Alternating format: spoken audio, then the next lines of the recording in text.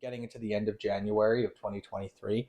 And for me, it's really once we hit the spring and summertime, that's where we're going to really see the state of this market. It's very, very normal to have really low inventory this time of year.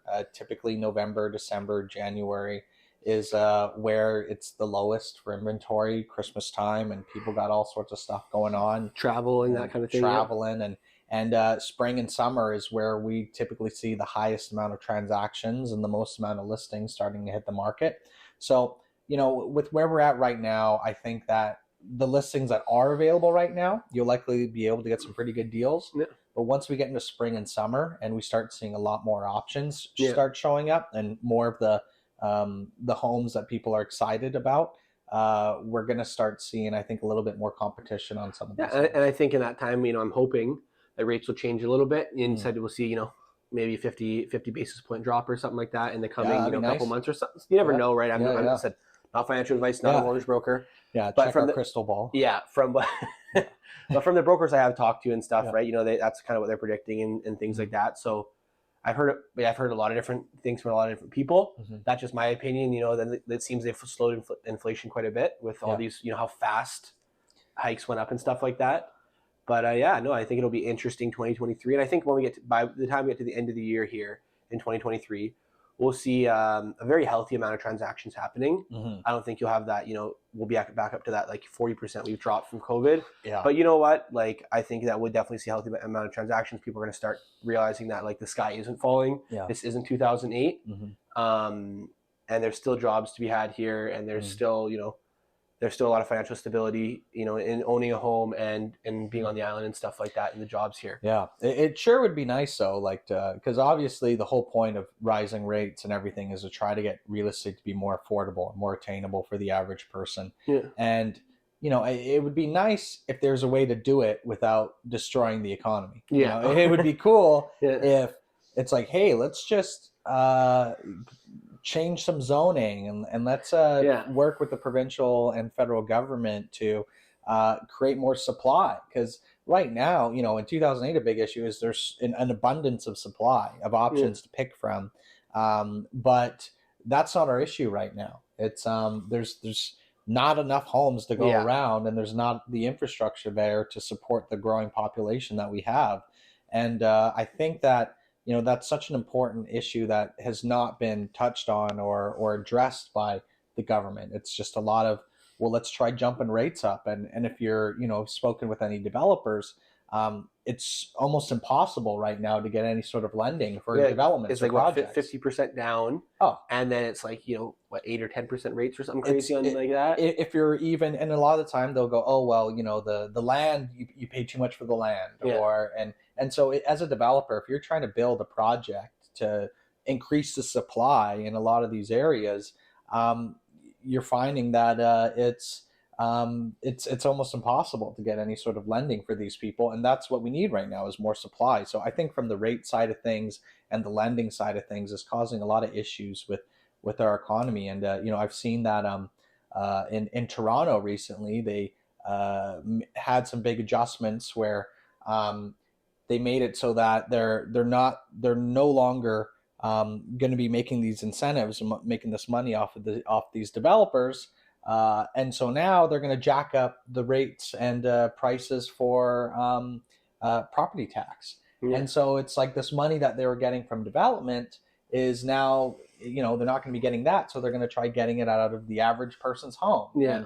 And it's putting everyone in a position where people are getting, the average person is the one that are seeing the results of all this inflation. It's not the people who are making all the money that are hurting. It's the people that, the average middle class and lower class, where their groceries and everything else is becoming more expensive, and housing is becoming is astronomically increased.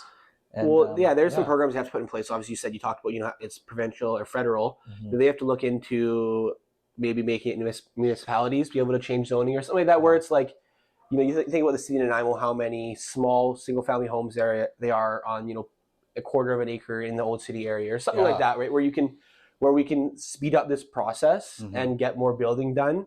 Because I think about Nanaimo right now, and there's a handful of projects going on right now that are being built.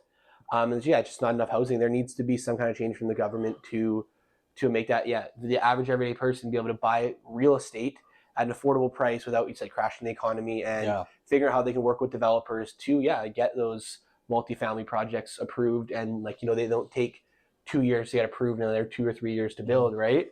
Yeah, it's a lot of people, and there's the classic "not in my backyard" where people are afraid of density. They don't want high rises, they Yeah. don't want larger condos, they don't want all these buildings and all these people showing up and obstructing their views or changing the city skyline, and it's an issue that's not just on Vancouver Island, but I'm sure most of North America and probably the world can relate to, where it's everyone wants more housing, everyone wants more options, but they don't want it near them. Yeah. It's like, sure, I would love affordable housing and more options, but I don't want it next to my house. Yeah, exactly. Like, right? I don't want it, I don't want all these people hanging out at my park, or like, and I think that it's not that people are trying to be malicious, but I think people don't understand the damage and the consequences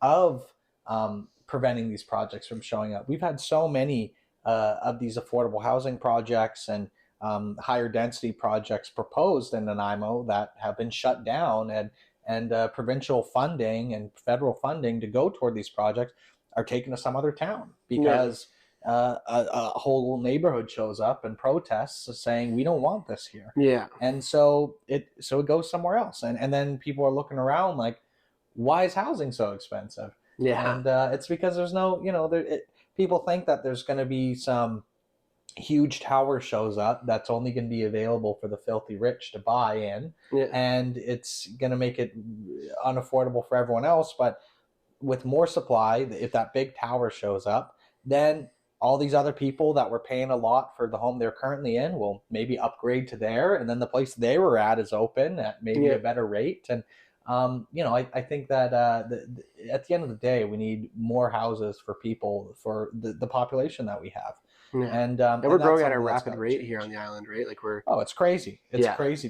I've been here less than 10 years, and the change in Nanaimo and Vancouver Island in this short amount of time it's crazy to see. Well, even the traffic you think about when I first came here in 2016, maybe. You would go, and it was like you stopped at a red light on the parkway, and it was like there was 2 or 3, 4, 5 cars. Now you got lineups of 20, 30 cars. Like there's just so many more people here. I think it's